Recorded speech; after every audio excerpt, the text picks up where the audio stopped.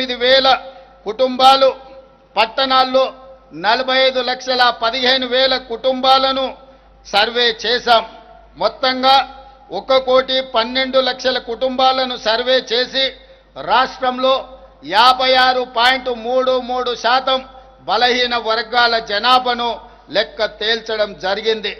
దీని ఆధారంగా వారికి 42% రిజర్వేషన్లు అమలు చేయాలని నిర్ణయించాం.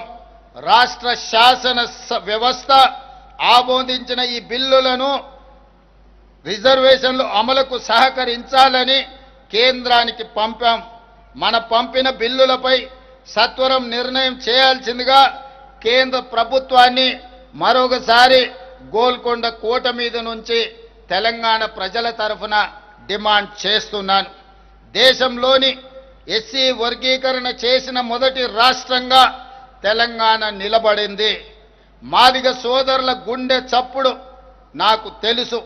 ఒకనాడు వాళ్ళ కోసం శాసనసభలో కొట్లాడిన వాడిగా దశాబ్దాల కలను సాకారం చేసే సంకల్పం తీసుకున్నాను. దేశంలోని ఏ రాష్ట్రం చేయని నిర్ణయం మన ప్రభుత్వం చేసింది. సుప్రీంకోర్టు తీర్పునకు అనుగుణంగా రాష్ట్రంలోని ఎస్సీలలో ఉన్న 59 కులాలు, ఉప కులాలను 3 గ్రూపులుగా విభజించి గ్రూప్ 1లో 15 కులాలను, గ్రూప్ 2లో 18 కులాలను, గ్రూప్ 3లో 26 కులాలను చేర్చాం. ఈ ఏడాది ఫిబ్రవరి 4న రాష్ట్ర శాసనసభ, శాసన మండలి ప్రత్యేక సమావేశాలు ఏర్పాటు చేసి సామాజిక, ఆర్థిక, విద్య, ఉపాధి, రాజకీయ కులగణన సర్వే, షెడ్యూల్డ్ కులాల ఉపవర్గీకరణపై చర్చించి చట్టబద్ధత కల్పించి మా చిత్తశుద్ధిని నిరూపించుకున్నాం. ఈ శుభ సందర్భాన్ని పురస్కరించుకొని ప్రతి ఏటా ఫిబ్రవరి 4 తారీఖును తెలంగాణ సోషల్ జస్టిస్ డేగా నడుపుకోవాలని, ఉత్సవాలను జరుపుకోవాలని తెలంగాణ ప్రభుత్వం నిర్ణయం తీసుకున్నదని మీకందరికీ తెలియజేయడానికి సంతోషిస్తున్నాను. మిత్రులారా, ఆరోగ్యశ్రీ పథకం ఇది కాంగ్రెస్ పార్టీ బ్రాండ్. మసకబారిన ఈ పథకానికి పూర్వ వైభవం తీసుకొచ్చాం.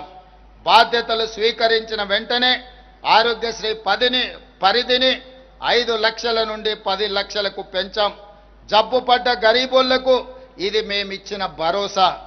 ఆర్టీసీ ఉచిత బస్సు పథకం కారణంగా ఆడబిడ్డలు చిన్న చిన్న ఆరోగ్య సమస్యల పరిష్కారం కోసం దగ్గరలోని ప్రభుత్వ ఆసుపత్రులకు వచ్చే సంఖ్య గణనీయంగా పెరిగిందని ఇటీవల సర్వేలు చెబుతున్నాయి.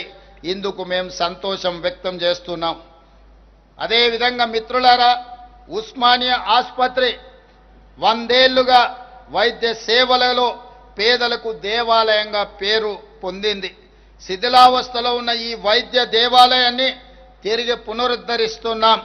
27 ఎకరాల విస్తీర్ణంలో గోషామహల్ ప్రాంతంలో 2,700 కోట్ల రూపాయల వ్యయంతో నయా ఉస్మానియా ఆసుపత్రిని తెలంగాణ రాష్ట్రానికి అందించబోతున్నామని చెప్పి మనస్ఫూర్తిగా మీ అందరికీ తెలియజేస్తున్నాను. రాష్ట్రంలో అనేక చోట్ల వైద్య విద్యా కళాశాలను నిర్మిస్తున్నాం. ప్రజాప్రభుత్వం ఏర్పడిన తర్వాత వైద్య ఆరోగ్య రంగంపై 16,521 కోట్ల రూపాయలను ఇప్పటి వరకు వ్యయం చేశాం.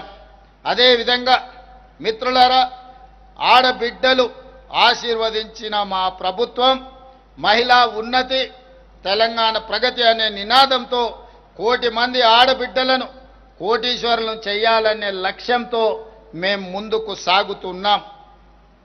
బాధ్యతలు స్వీకరించిన 48 గంటల్లోనే మహాలక్ష్మి పథకం కింద ఆడబిడ్డలకు ఆర్టీసీలో ఉచిత బస్సు ప్రయాణాన్ని ఈరోజు కల్పించాం. ఈ పథకం తెచ్చిన విప్లవాత్మక సామాజిక మార్పు ప్రతిపక్షాలకు అర్థం కాదు.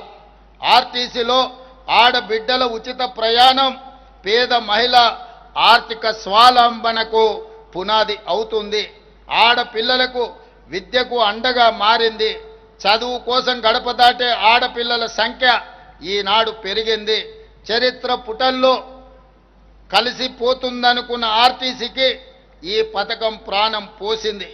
ఈ పథకం కింద ఆడబిడ్డలకు ఈ 20 నెలల్లో 6,790 కోట్ల రూపాయల ఆర్థిక సహాయాన్ని అందించింది. ఈ 6,790 కోట్ల రూపాయలను తెలంగాణ రాష్ట్ర ప్రభుత్వం ఆర్టీసీ కార్పొరేషన్కు అందించడం ద్వారా ఆర్థికంగా చిన్న భిన్నమైపోయిన ఆర్టీసీ సంస్థను 50,000 మంది కార్మికుల కళ్ళల్లో ఈనాడు మనం ఆనందం చూడగలుగుతున్నాం.